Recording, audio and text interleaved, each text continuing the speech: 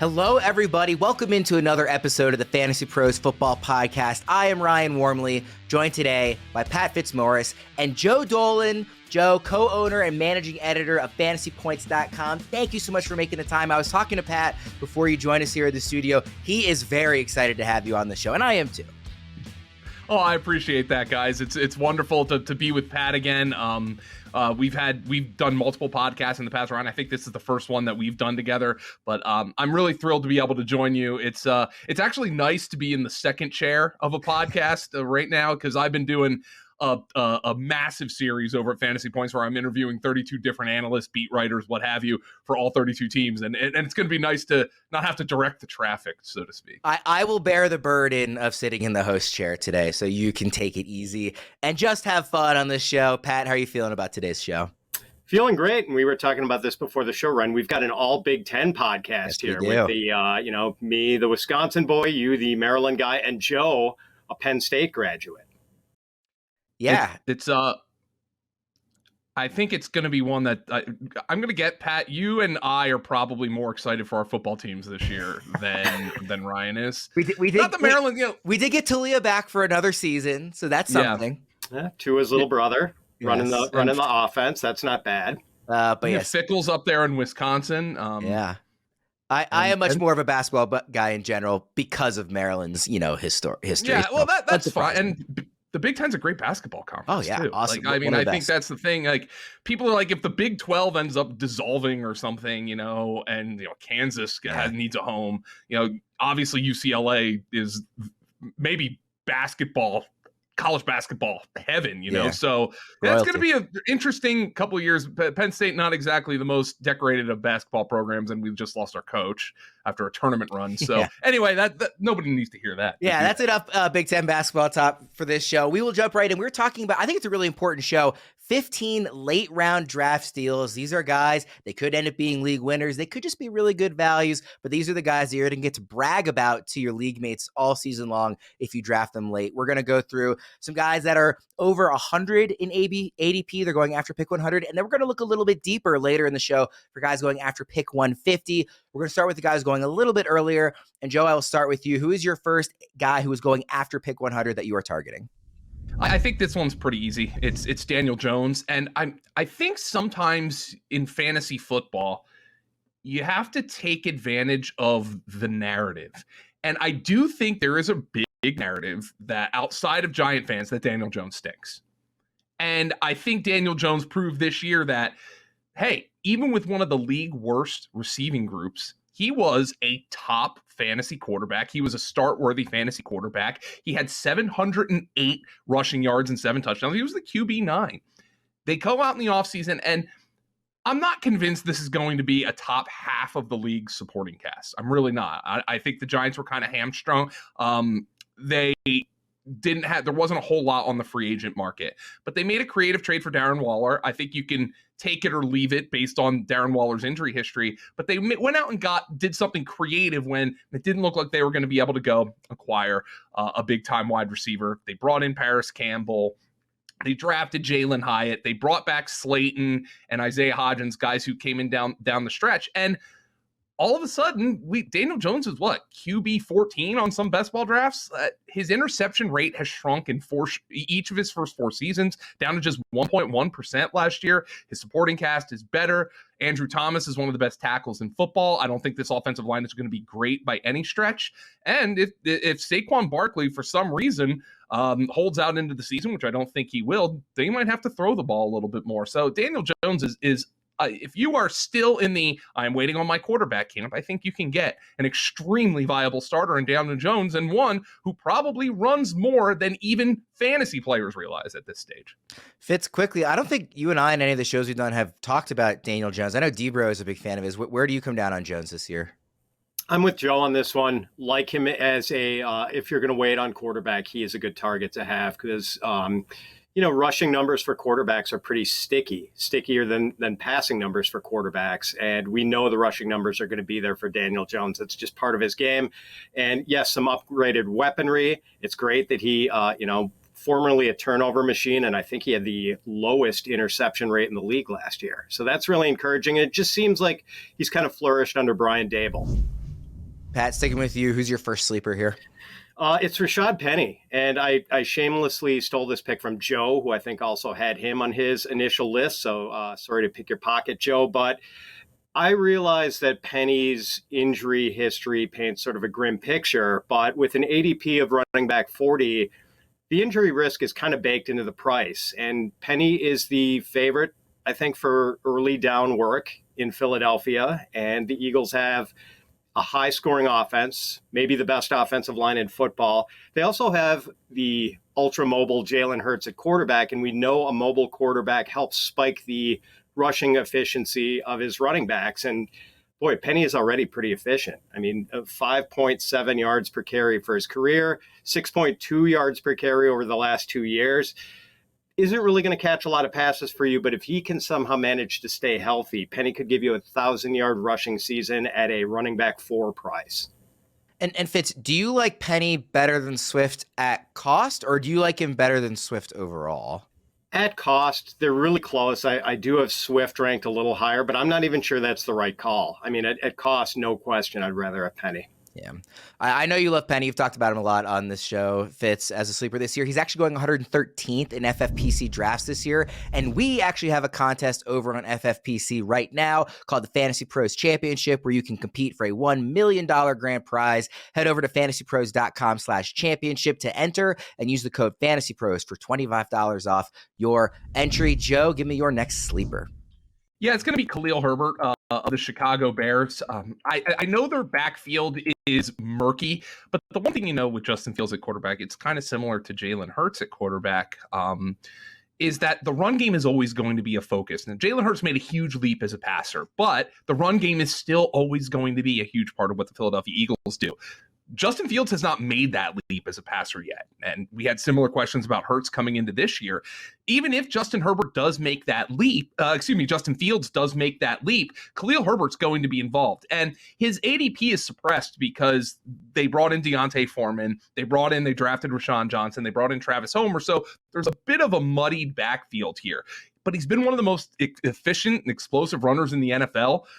He's averaged 5.0 yards per carry over the last couple of seasons, 6th in missed tackles forced per attempt, and 3rd in yards after contact per attempt last season. So he was an explosive back. The question is, can he handle more work and maintain that level of efficiency and explosiveness? But on a team that I know is going to run the football, I'll take my shot on Khalil Herbert as an RB4 in drafts who maybe becomes an RB2 in an ideal world if things shake out. Joe, I'm curious philosophically, when you have a running back on a team with a rushing quarterback, do you look more like Fitz mentioned, Jalen Hurts kind of adds to the efficiency of his running backs, or do you look at sort of the downside of running quarterback's probably going to scramble rather than checking it down? He's probably going to steal those goal line carries. Do you kind of come out as a more positive or more of a negative when evaluating running backs?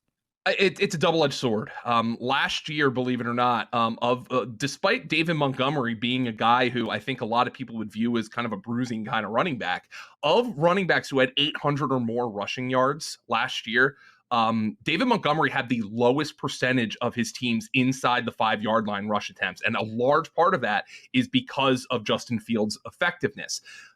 So you view it as a double-edged sword. If I'm drafting Justin Fields and like I want to stack or something, I feel like if I draft Khalil Herbert and Justin Fields, I'm getting a large portion of the rushing touchdowns. Pat mentioned Rashad Penny with Jalen Hurts. If you have those two guys on the same team, especially if we're drafting a best ball team, you might get like 90% of the team's rushing touchdowns just by drafting those two guys. I feel like this is kind of a much more lower end version of that relationship. Of course, because you also have to vie with Rashawn Johnson and Diontae Foreman. Quite frankly, I've been targeting Rashawn Johnson in best ball drafts too, just on the uncertainty. But Khalil Herbert's the one with the track record. He's the one who has those efficiency metrics that I like. Before we get to some more draft steals, I need to take a moment to tell everybody about Fanimal. I love live events, but absolutely hate buying tickets. The hidden fees suck, customer service is terrible, and coordinating with friends is a nightmare. But then I discovered Fanimal. Fanimal has tickets to everything: concerts, festivals, basketball, baseball, hockey, and of course the NFL.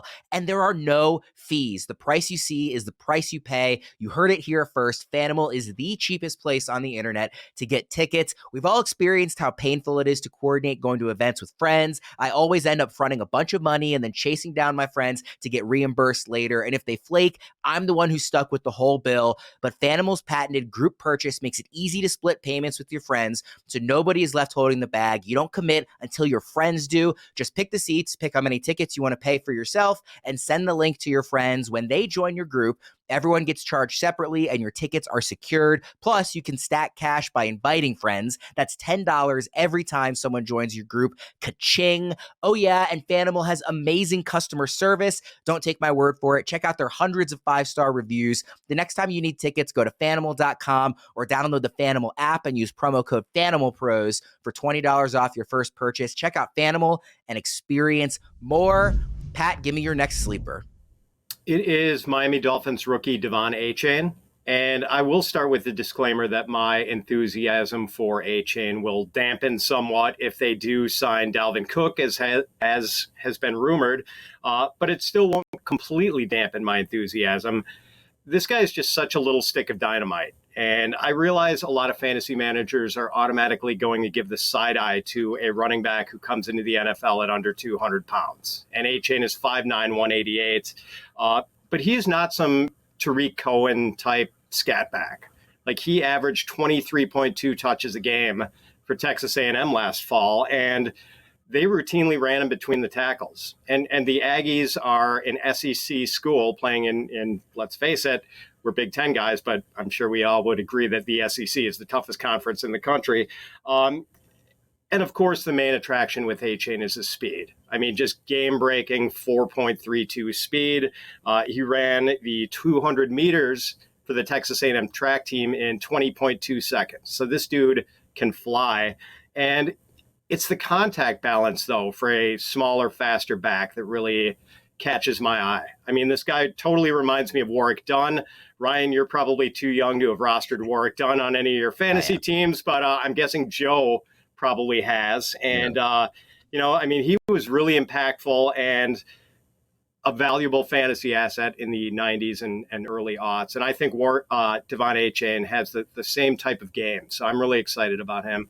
Pat, what percentage of your excitement about Achane is the landing spot? Because you've talked about this before. This is a hand-in-glove fit in Miami between Achane and this offense. Yeah, with Mike McDaniel's wide zone scheme, he should fit really well into it. And, maybe they throw to him a little bit more with Tyreek Hill and Jalen Waddle sort of clearing things out and opening up things underneath. That would be great to see. So that's part of it. I mean, I'd be pretty enthusiastic about Achane no matter where he landed, but I did like this landing spot a lot, and I'm going to love it if they don't sign Dalvin Cook.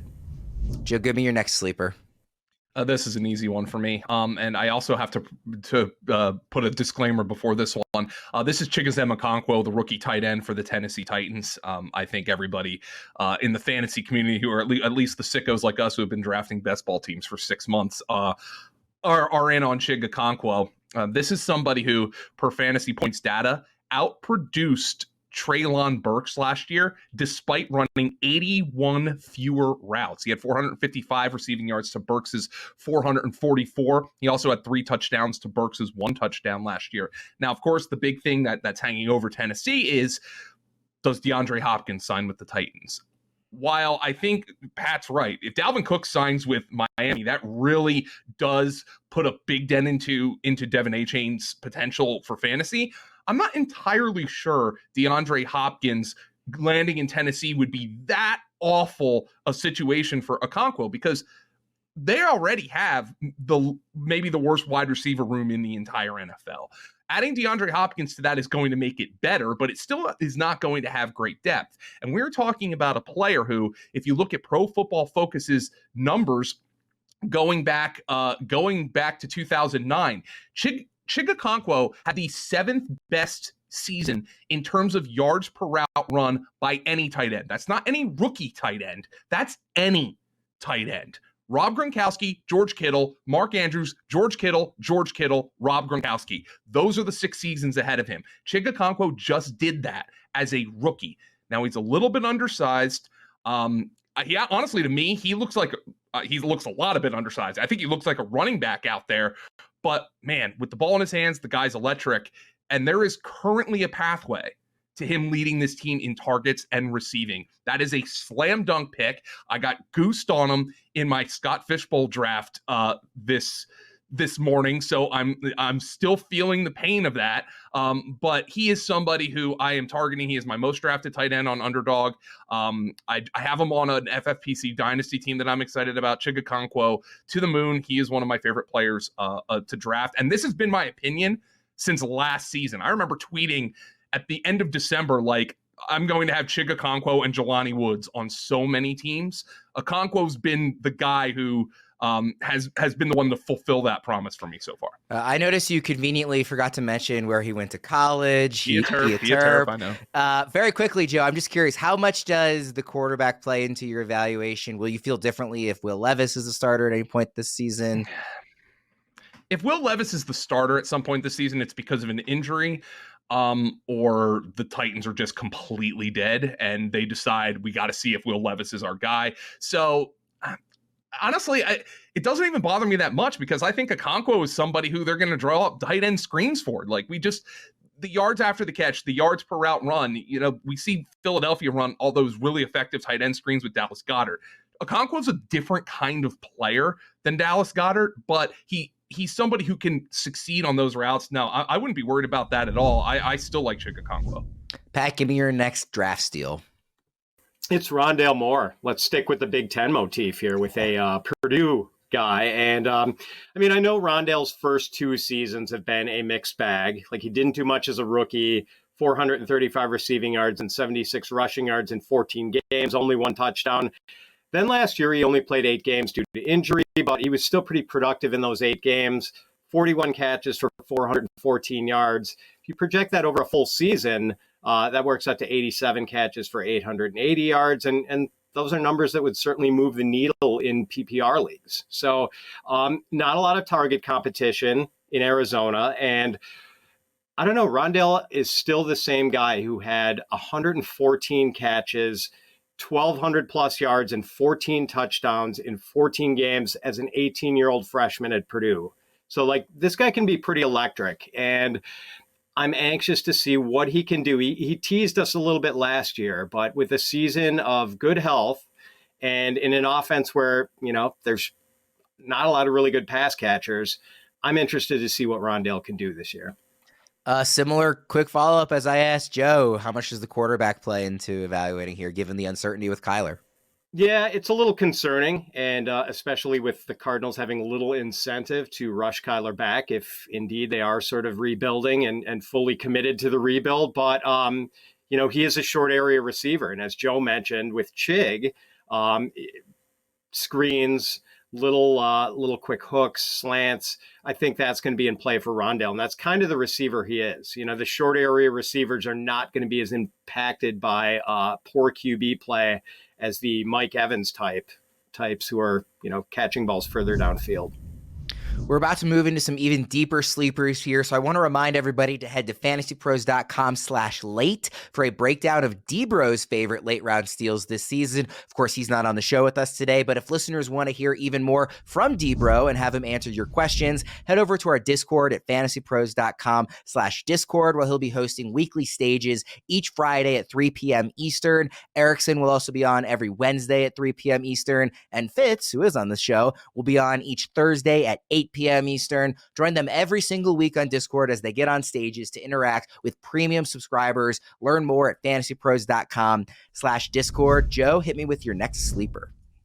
Yeah, we're going to go super deep here. And we're going to get into the weeds of guys who might not even be drafted in home leagues, but we're doing best ball, maybe dynasty. And I'm going to talk about Rashee Rice, the rookie wide receiver from the Kansas City Chiefs. And I like, first and foremost, I like the profile. 6 foot, over 200 pounds, 41-inch vertical, incredible 10-yard split. So a lot of short area burst for Rashee Rice. But really, the factor here is the same factor why I was on Sky Moore last year, Kansas City Chiefs. And you know what? I'll be willing to make that bet. Even if I didn't love Rashee Rice as a prospect and I happen to like his profile, I'll be willing to make that bet because they have Patrick Mahomes. And the irony, of course, is we're sitting here talking about Sky Moore, and people are wondering if he can break out this year because he didn't do it last year. I thought it was kind of weird and kind of incredible that despite Mahomes being the NFL MVP, none of these wide receivers that he had last year really was a whole lot of anything for fantasy. I still think Kadarius Toney is the best bet here. Sky Moore's getting drafted ahead of Rashee Rice, and maybe it's an experience factor. Maybe Sky Moore is going to be the guy who's going to break out. But what if Sky Moore isn't good? What if Rashee Rice is the guy who they view as the best outside receiver prospect? There's still a big discussion of what is Kadarius Toney? Is he just a souped up, bigger version of Mecole Hardman? So Rashee Rice could potentially have the ability to come out, maybe play some X receiver, maybe play some Z receiver. He is essentially free in a lot of home league drafts. He goes in the teenage rounds on Underdog Best Ball, but I'm just betting on the profile. I'm betting on Kansas City, and I'm still going to take Kansas City Chief wide receivers. When all else is equal, if I'm looking at a Kansas City Chief wide receiver, or I'm looking at a Tennessee Titan wide receiver who's going in the same range, I'm probably going to take the Chief guy. Yeah, it's interesting because that seems really reasonable to me, but you also just look at the history of in the Mahomes era, beyond Hill, and obviously Kelsey, who plays tight end, but beyond Tyreek Hill, there hasn't really been a receiver that's had this major impactful season in Kansas City because Mahomes is so good at spreading it around. And when he doesn't spread it around, he focuses on the tight end and not the receiver. So it's always really interesting trying to make sense of that offense. And like you mentioned, Toney, Rice, Sky Moore, there's a lot of interesting options this year. One of them I think will probably make an impact, and picking the right one will be pretty key late in your drafts. Fitz, give me your next sleeper. It's Alex Pierce, second-year receiver for the Colts. And part of what attracts me to him are traits. I mean, he's 6'3" and runs a 4.4 40. So, and now he's going to be playing with a quarterback who has a bazooka for an arm in Anthony Richardson. And I think it's going to be a better situation for Pierce than it was last year when the Colts passing game was kind of a train wreck. But Pierce still put up pretty respectable rookie numbers, 41 catches, 593 yards, couple of touchdowns. And while I don't necessarily put a lot of stake into people raving about what kind of shape players are in coming into OTAs, there were a few Indianapolis Colts beat writers who noted that Pierce looked considerably more muscular than he did last year when he was kind of a lanky guy. But, I look at Pierce when he plays, and I can't help but think of Jordy Nelson. And I'm not predicting that sort of impact for Alec Pierce, but, sort of similar builds, similar speed. I really like this guy, and I think Anthony Richardson is going to be good for him. Joe, give me your next pick. Yeah, this is my most drafted quarterback on Underdog Fantasy so far. It's Bryce Young of the Carolina Panthers. And it's really just, not to go all rookies here for you, but it's really just the argument of, what if Bryce Young's really good? And the Carolina Panthers, by the way, are in a winnable division. You look at Tampa Bay is paying the Brady tax this year. New Orleans just had to get Las Vegas's cast-off quarterback. The Atlanta Falcons are going into the season with a third-round quarterback who made 3 starts last year. This is an imminently winnable division.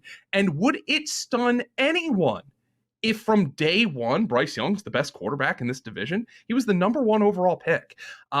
So you have that schedule, which I think is a winnable schedule. I don't think his receiving core is great, but they can cobble together some interesting looks with whatever Adam Thielen has left. DJ Chark came on a little bit late for Detroit. You have Jonathan Mingo, a rookie receiver who I happen to like. Hayden Hurst is a veteran tight end. And look, nobody's going to rank this as in the top 15 of supporting casts in the NFL, but there are some pieces here that are interesting. His ADP, I mean, you can draft him as a QB3. And I just happen to think that Bryce Young was somebody who, if Carolina were to pass on him with the number 1 overall pick, my opinion all along from watching Bryce Young, learning everything there is to learn about Bryce Young, was that he was going to make that team that passed on him regret it. I think the Carolina Panthers made the smart decision. I think Bryce Young is the best quarterback in this draft, and I think Bryce Young is going to come out and potentially have a solid rookie season. Do I think he's going to be a top 10 quarterback? I don't. But do I think he can pay off where his ADP is right now? I absolutely do. I love this pick, and you mentioned that they could end up winning this division. I would just like to point out that we did, on the Betting Pros page, an article where all the analysts came out and picked their division winners and their best bets really in every division. Fitz and I were the only two of the entire staff to pick the Panthers in the NFC South. So we are right there with you in terms of them as a kind of an intriguing bet, and Bryce Young making an early impact. I think you're totally right. There's no reason he can't be the best quarterback in this division right off the bat. He's really and good. Also look at the fact that Matt Rule poured in so many resources to that defense. If there's one thing Matt Rule did there, it's that defense is ready to win now. So I would not be stunned at all if they go 9-8, 10-7 in the weak division and take it down. Yeah, we fully agree. Before we get to our absolute deepest sleepers, I have a giveaway to announce. The winner of the autographed Diontae Johnson Pittsburgh Steelers jersey, courtesy of bettingpros.com, is Hunter Meeker. Please get in touch with our customer support agents at mailbag@fantasypros.com with your mailing address and proof of your subscription to the Fantasy Pros YouTube channel. We will get that jersey shipped out to you. Again, the winner is Hunter Meeker. Congratulations. Our next giveaway is for a free Ultimate Custom Championship belt from our friends over at Trophy Smack. To win, all you have to do is subscribe to the Fantasy Pros YouTube channel and comment below on this video. That's it. While you're at it, drop a like and click that bell to get notified every time a new video drops. Fitz, give me another Big Ten player. Oh, yeah, another Big Ten player and another rookie. It's Chase Brown for the Bengals, and we can't assume any sort of meaningful role for Chase Brown in year one. But as you mentioned, Ryan, we're getting into the deeper sleepers here. Chase Brown probably doesn't get drafted in a typical 12-team, 16-round home league draft, but there were rumors in the spring that the Bengals might release Joe Mixon. And that didn't happen, but this could very well be Mixon's last season in Cincinnati. And maybe the Bengals start leaning on Mixon a little less this year. Now, Chris Evans and Travion Williams are still around, but neither has really gotten any NFL traction yet. And Brown has 4.43 speed and pretty good size, and he averaged 27.3 carries a game for the Illinois Fighting Illini last fall. I mean, Brett Bielema and his staff just worked this guy into the ground. So we've seen that he can hold up under a big workload. And if anything happened to Joe Mixon, I mean, Brown could potentially step into a workhorse role for the Bengals. And, based on his college track record, he's much more equipped for it than either Evans or Travion Williams would be. So, maybe not draftable, but definitely keep this guy in your waiver wire Rolodex. And in deeper leagues, he might be draftable. So you mentioned the absurd production in college. Why did he fall in the NFL draft then? I know he didn't have a great Senior Bowl week. We had our Thor Nystrom and Derek Brown down there, and apparently, his Senior Bowl week was bad. He was just like, would take a handoff and just drop the ball and didn't do great in pass protection. Maybe that was part of it. I think he reinvigorated his stock a little bit by testing pretty well at the combine, but really well. I just wonder if the Senior Bowl maybe had a little something to do with that. Joe, give me your next deep sleeper. So my next deep sleeper from week 6 on last year was second among all wide receivers in yards per route run with a minimum of 100 routes, 2.78. That was right after Tyreek Hill and right ahead of Devontae Adams. This deep sleeper is getting drafted 12 to 13 rounds after one of his own teammates, whom he also paced in yards per route run last year. This guy was a rookie last year. He plays for the New Orleans Saints. His name is Rashid Shaheed. It was a small sample size, but as our guy Ryan Heath at Fantasy Points pointed out, not a gadget player. He had an 11.6 average depth of target. He only had 5 of his targets come on screens. This guy can fly. I think the fact that he had one of the best yards per route run seasons for a rookie of all time, just behind Justin Jefferson, just ahead of Jamar Chase in that category, tells you what kind of talent we're working with here. And even if you think that's a fluke, even if you think it's a sample size fluke, he is currently a 14th, 15th round pick on best ball sites. So he has been my most drafted wide receiver because in best ball, even if he has a few spike weeks, you're going to get to use those weeks. He finished as a top 24 and top 36 wide receiver more frequently by a percentage basis than Gabriel Davis and Juju Smith-Schuster did last year. And those guys, especially Davis, and I know Davis was hurt, but those guys were in much better offenses. Michael Thomas is back. I'm not sure how much that matters. Rashid Shaheed getting drafted in the 70s at wide receiver is one of the best values on the board to me. What do you make of this Saints offense as a whole this year? Because we just talked about the division, how it's eminently winnable for the Panthers. The Saints are pretty good defense. Do you think this offense could be better this year just with the addition of Carr, if nothing else? Yeah, so Derek Carr has thrown a lot of deep touchdowns. Like he's made some bad throws as well. But you remember a couple years ago, Derek Carr made Nelson Aguilar a lot of money. I think Aguilar caught like 40-some passes for 900 yards, had a number of deep touchdowns, and then signed that big contract with the Patriots and didn't come through. But Devontae Adams, Mac Hollins last year, these guys were making plays down the field. Look, I don't think the Saints are going to be great. I think Derek Carr is what he is kind of passer at this point. We know he's not a great red zone quarterback. All the more reason to like Rashid Shaheed, because maybe those long touchdowns are what the Saints are going to succeed with and not those grinded out drives that Derek Carr has seemed to falter on throughout his career. We've got 2 more picks each. We'll go a little faster here just because at this point you're really just kind of throwing darts and trying to hit on some lottery tickets. Fitz, who are you looking at that's going real deep in drafts? Mike Gesicki. And the Dolphins last year franchise tagged him and inexplicably totally marginalized him, like cut his snap count almost in half. Now he's going to the Patriots, a team that values tight ends. And he's going to be reunited with Bill O'Brien, his former college coach at Joe's alma mater, Penn State. And, the last time we saw Bill O'Brien calling the plays for the New England Patriots in 2011, New England's tight ends combined for 169 catches, 2,237 yards, and 24 touchdowns. Now, granted, that was Rob Gronkowski and Aaron Hernandez, and I don't think the Mike Gesicki, Hunter Henry pairing is going to make anyone, no one's going to confuse this pairing with that one.